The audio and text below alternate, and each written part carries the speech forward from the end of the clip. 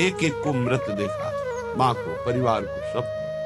जब अंदर आ गया सब ये शरीर मृत है, और अंदर ही आ गया कि कई दिन भोजन न मिलने पर भी मैं भजन अपना नहीं छोड़ पाऊं। नित्य निरंतर भजन करते हुए मैं बाहर परिवार से, भोजन से, सबसे विलग होकर के भी जी लूंगा। पहले अभ्यास किया, फिर निकल पड़े। जब निकल पड़े तो कदम पीछे नहीं, आगे। चाहे जितनी गाली, अपमान, दुख, सर्दी, गर्मी, बरसात, हर कष्ट सहते हुए पशुवत शरीर का व्यवहार, जैसे पशु ऐसे व्यवहार, जैसे पशु के न रजाई है न कंबल है, जो मिला सो खा लिया, जहां मिला वैसे पड़ा, ऐसे शरीर। तब वो जाकर के अंदर वेदना जागृत हुई, कैसे ब्रह्मबोध हो, कैसे भगवत प्राप्ति हो। अब तो जीवन का लक्ष्य केवल भगवत प्राप्ति। तब राधा वल्लभ श्री हरिवंश सद्गुरुदेव श्री प्रेमानंद जी महाराज के दिव्य अमृत वाणी को ध्यान पूर्वक श्रवण करें और इस चैनल को सब्सक्राइब कर ले, ताकि सद्गुरुदेव की अमृत वाणी आपको हमेशा मिलते रहे। राधा नाम सदैव जपते रहे। श्री हरिवंश। राधे राधे। जहां कहीं भी चित्त की वृत्ति विशेष संयोग के लिए लालायित हुई, वहीं रो रो कर प्रभु से प्रार्थना, प्रभु बचाओ, ऐसी वृत्तियों से बचाओ जो आपसे विमुख कर रही। बस एक ही उपाय मिला है आज तक विषयों पर विजय प्राप्त करने का, रोकर भगवान से प्रार्थना करना। नहीं, विषय इतने प्रवीण हैं कि इंद्रियों को बलात् अपने में तन्मय कर लेते हैं। इंद्रियां इतनी प्रबल है कि मन को बलात् अपने में अधीन कर लेती। मन इतना प्रबल है कि बुद्धि को अधीन कर लिया। बुद्धि इतनी प्रबल है कि जीवात्मा उसी में तन्मय होकर भोगों में लग गया।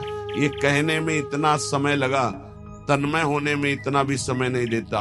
विषय एक सेकंड में तन्मय करा देता है। जहां तन्मय हुआ वहां भ्रष्ट हुआ।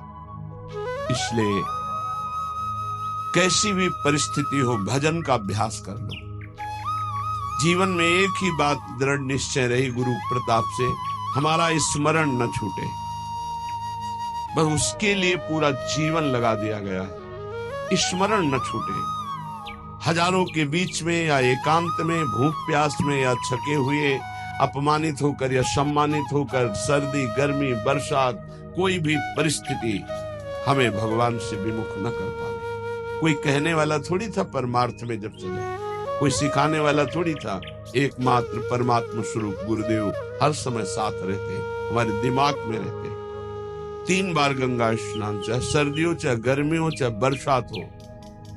एक ब्रह्म मुहूर्त 3 बजे 4 बजे के बीच में जब भ्रमण करते थे, अगर कहीं रुके तो 2 बजे के बाद उठकर गंगा किनारे। पर भ्रमण में ऐसी, क्योंकि पता नहीं कौन कहाँ घाट है, कहाँ स्नान करना है, तो 4 बजे के लगे। फिर 9 और 10 के बीच में एक स्नान, और फिर 3 और 4 के बीच शाम।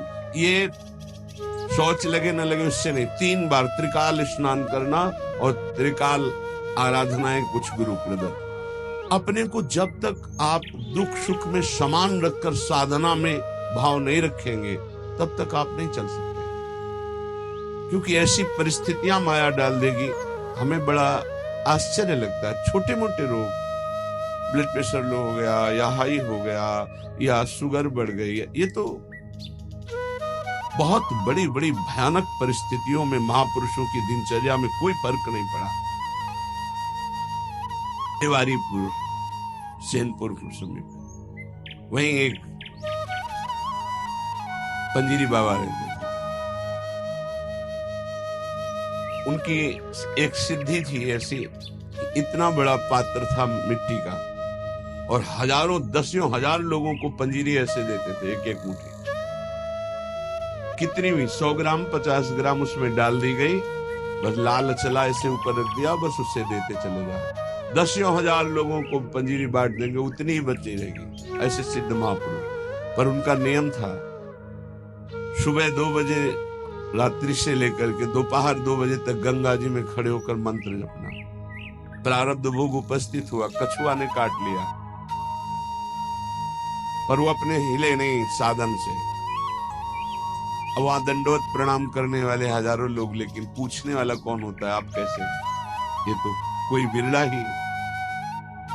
अब उनकी सड़न पैदा हुई, उसी पैर में मवाद बनने लगा। वो वैसे ही दिनचर्या कीड़ा पड़ गए, वैसे ही नेचर है। जब कीड़ा पड़ गए, दुर्गंध आने लगी, तब दूर से लोग दंडवत करते, पंजीरी लेने नहीं नजदीक आते, तो हंसते। ये संसार है, हंसते। कभी उनको शोक ग्रसित नहीं देखा, कभी नहीं देखा। एक संत भगवान को देखा कि कमर से नीचे बेकार हो गए, प्रारब्ध हो गए, ऐसे हाथ के ऐसे बल से गंगा जी जाना, स्नान करना, अपनी दिनचर्या में जब उनसे बात करते अमृतमय आनंद में डूबे रहते। ये है साधना का फल। शरीर की कैसी भी परिस्थिति हो, हमारे भगवदानंद में फर्क ना पड़े, तब तो साधन। तो कह रहे हैं शुद्धापि दुखानि सुदुस्सहानि, तैयार हो जाओ। देखो ये तैयारी है मृत्यु पर विजय प्राप्त करने की। चाहे जैसी दुख की परिस्थिति हो, चाहे जैसी परिस्थिति, भजन न छूटे। आप भजन को पकड़ने की कोशिश करें, भजन आपको पकड़ लेगा। जिस दिन भजन पकड़ लेगा उस दिन छूटेगा ही नहीं, रात दिन गूंजता रहता है। कैसी उसको आनंद की अनुभूति होती होगी जिसका निरंतर मंत्र चलता है, नाम चलता है। तो नाहम गमिष्यामि सताम समीपतो, वृंदावन छोड़कर, वृंदावन के रसिकों को छोड़कर मैं किसी भी महापुरुष का संग नहीं करूंगा। नाहम गमिष्यामि सताम समीपतो, जो प्रिया प्रीतम के प्रेम रस से अनविज्ञ हैं, उस रस के ज्ञाता नहीं है, मैं उनका सत्संग नहीं करूंगा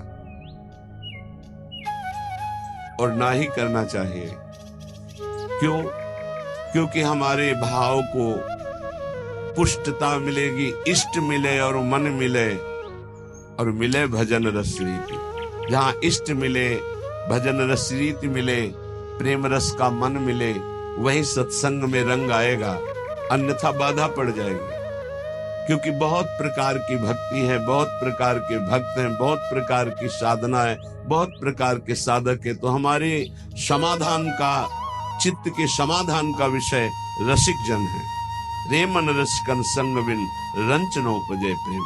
इसलिए महाप्रभु हरिवंश चंद्र जी भी कहते हैं, वृंदान सर्व महता मपहाय दूरान। बाहर बड़े बड़े महापुरुषों को प्रणाम करके अगर प्रेम प्राप्त करना चाहते हो श्यामा श्याम का, तो वृंदावन के रसिकों का संग करो। तो उनके संग से, जिनका स्वभाव है सत्तारणी कृत स्वभाव, ऐसी श्री जी से आपका अपनापन हो जाएगा। तो ना हम गमिष्यामि सताम समीपतो, मैं नहीं जाऊंगा किसी भी बड़े महापुरुष के पास जो वृंदावन रस से दूर है। ना हम वदिष्यामि निजम कुलादिको, मैं कभी कुल का परिचय बता करके अपनी महानता देने वाले का मैं कभी संग नहीं करूंगा। क्योंकि महान वो है जो इष्ट में तन्मय है, ना कि जाति पक्ष में, कुल पक्ष में।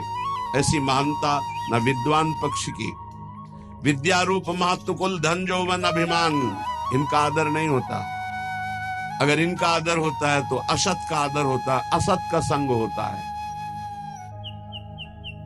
श्रीपाद करे ना हम वदिष्यामि निजम कुलादिकम, ना मैं अपने कुलादि का परिचय दूंगा और ना कुल का परिचय देने वालों का संग करूंगा।